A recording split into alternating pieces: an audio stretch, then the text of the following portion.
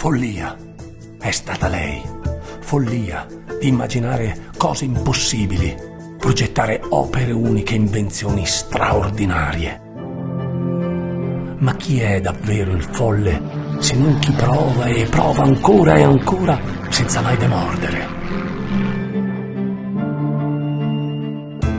Priva di tenacia, la follia non è che un granello di sabbia nel mare delle opportunità.